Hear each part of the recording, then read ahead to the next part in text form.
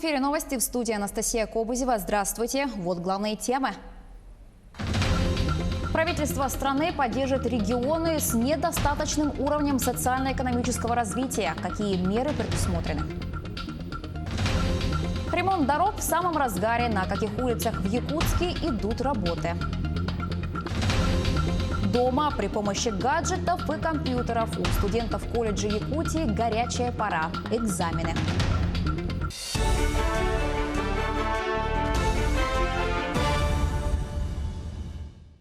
Еще 99 случаев коронавируса выявили в Якутии за минувшие сутки. Это максимум за июнь месяц. География следующая.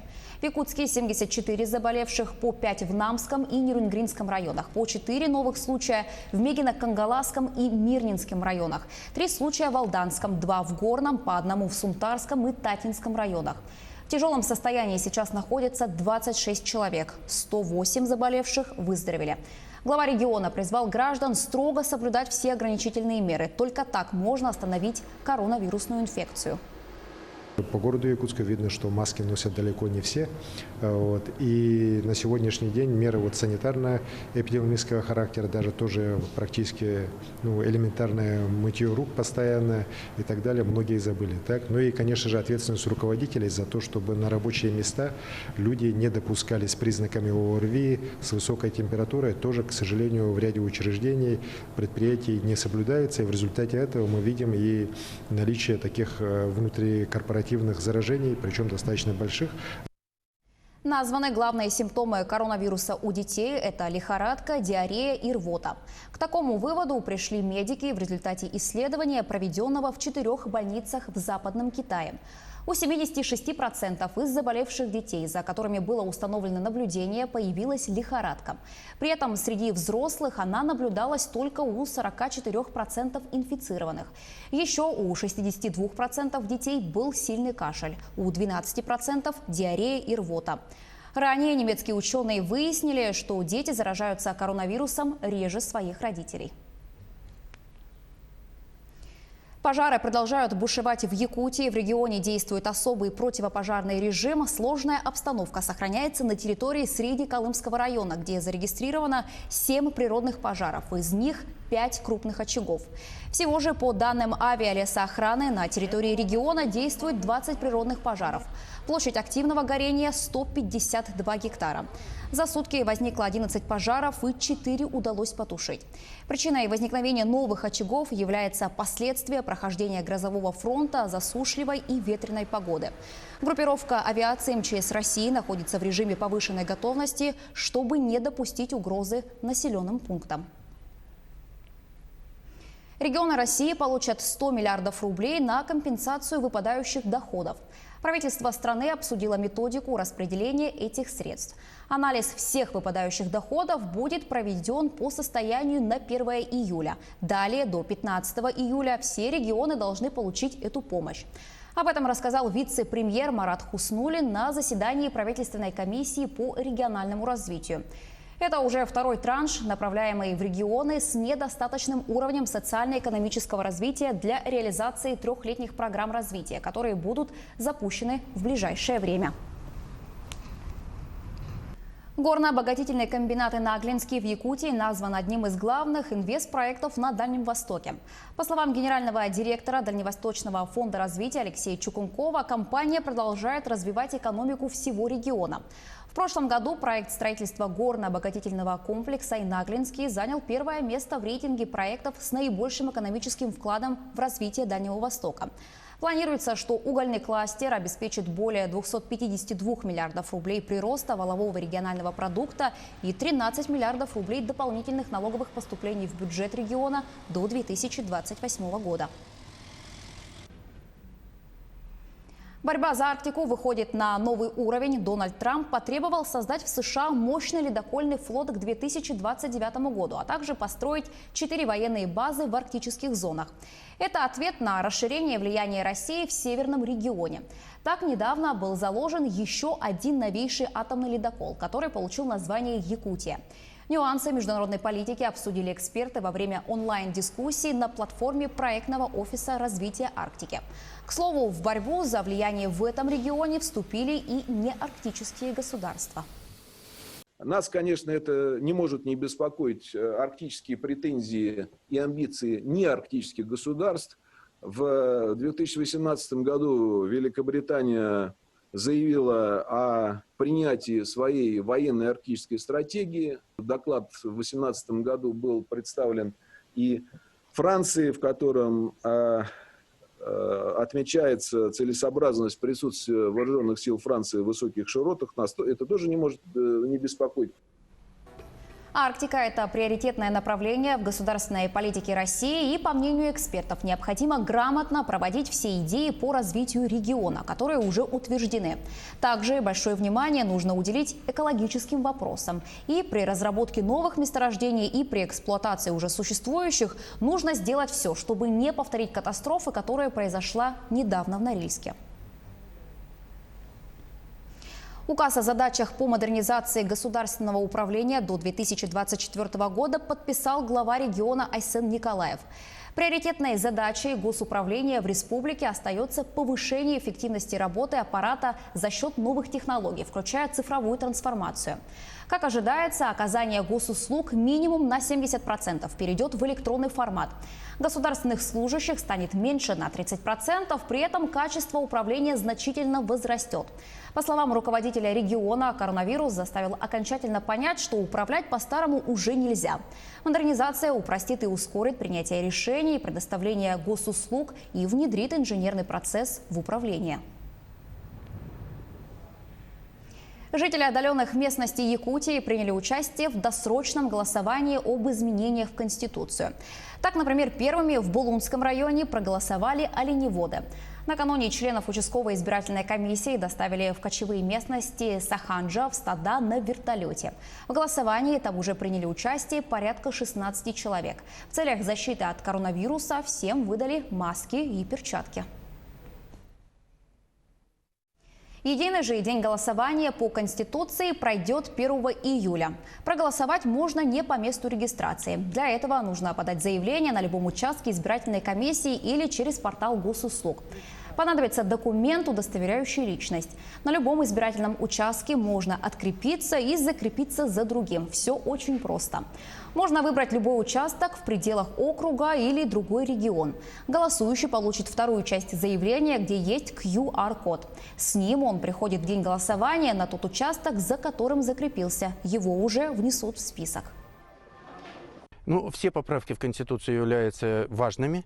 Но с моей точки зрения, одним из важнейших является 3 блока поправок. И это прежде всего социальный блок. Это и поддержка материнства и детства, это и медицинское обслуживание населения, это и гарантии пенсионерам, в том числе гарантии индексации пенсий.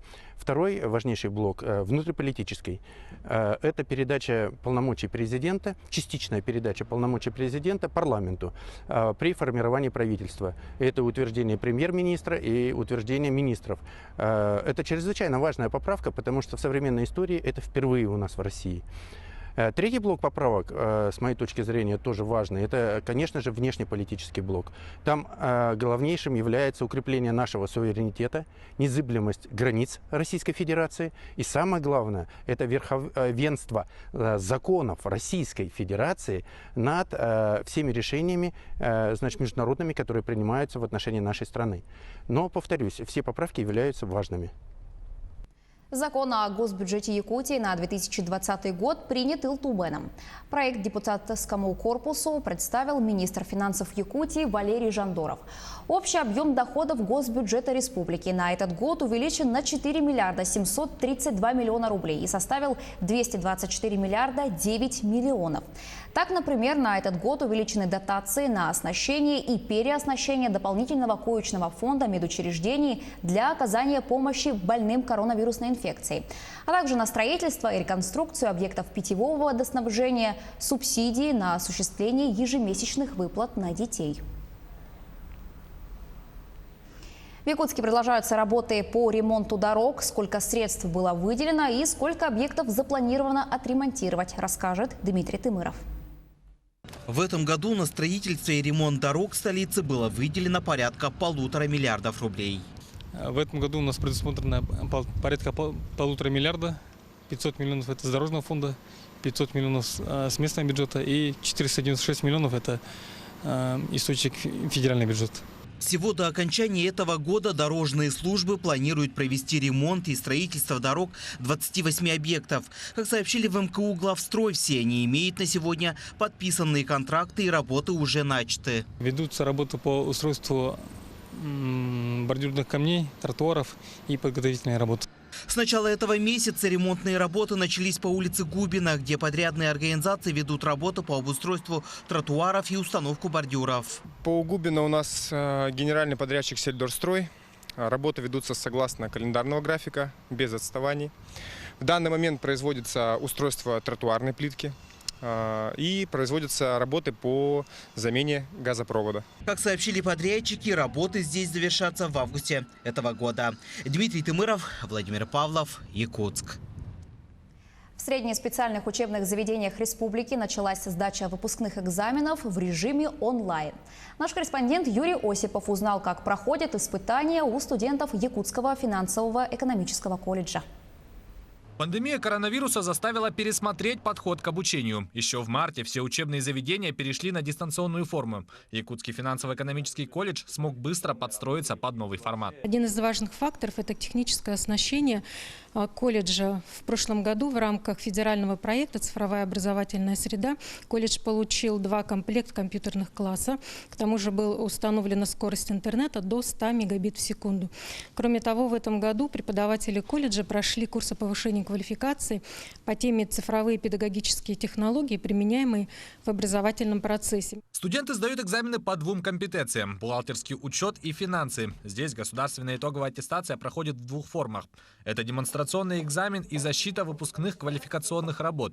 По сообщению руководства колледжа, все мероприятия проводятся с соблюдением всех санитарно-эпидемиологических норм. Время выполнения задания по бухгалтерскому учету составляет 8 часов, которое состоит из 2 модулей. И вот по финансам время выполнения задания составляет 3 часа 30 минут. По бухгалтерскому учету у нас составляет 2 модуля, по финансам 6 модулей. Конечно, студенты готовы, все вот эти задания они по профессиональным модулям уже проходили. Сегодня все студенты находятся дома, многие в районах республики, но все 100% обеспечены доступом в интернет. Студентам, у которых есть проблемы с подключением, помогают и оказывают техническую поддержку муниципальные образования, школы, детские сады и библиотеки. Могу сказать то, что достаточно сложно поначалу было. Весь экзамен проходил дистанционно, но мы были готовы к этому. То есть были проведены консультации ежедневные, дистанционные также. И сам экзамен был достаточно сложным. Пока одни готовятся выпускаться из учебных заведений, другие собираются поступать. Приемная кампания в колледже также проходит в дистанционном формате. Документы можно подать через портал госуслуг, электронную почту или операторов почтовой связи. Юрий Осипов, Георгий Григорьев, Якутск. Длинные выходные ожидают якутян в ближайшие дни. Об этом нашему телеканалу сообщили в Минтруде республики. Так, 21 июня – это день национального праздника Исаак. Эта дата является нерабочим праздничным днем. Поскольку 21 – это воскресенье, то выходной приходится на следующий день, 22 июня. Таким образом, выходные дни для работников госучреждений продлятся в течение 3 дней с 20 по 22. Далее 24 июня. Этот день также объявили нерабочим с сохранением заработной платы. Причина – празднования Великой Победы по всей России. При этом предыдущий день не будет сокращенным. Отдыхать будем и 1 июля в связи с голосованием по поправкам в Конституцию. 1 июля 2020 года, день общероссийского голосования по вопросу одобрения изменений в Конституцию Российской Федерации, является нерабочим днем. Оплата работникам за этот день производится в соответствии с положениями, установленными Трудовым кодексом, применительно к оплате за нерабочие праздничные дни. То есть работающие 1 июля граждане получат оплату за этот день в двойном размере. А для тех, кто в этот день не работает, оплата труда за июль тоже не снижается. Аномальная жара ожидает жителей центральных и северо-восточных районов Якутии до конца этой недели. Дневные температуры составят от 22 до 28 градусов тепла. Это на 12-16 градусов выше нормы этого периода. Росгидромет предупреждает, что периоды жаркой погоды в течение 5 дней и более негативно влияют на состояние отдельных категорий людей, в первую очередь пожилого возраста. Таковы новости к этому часу. Берегите себя и оставайтесь дома.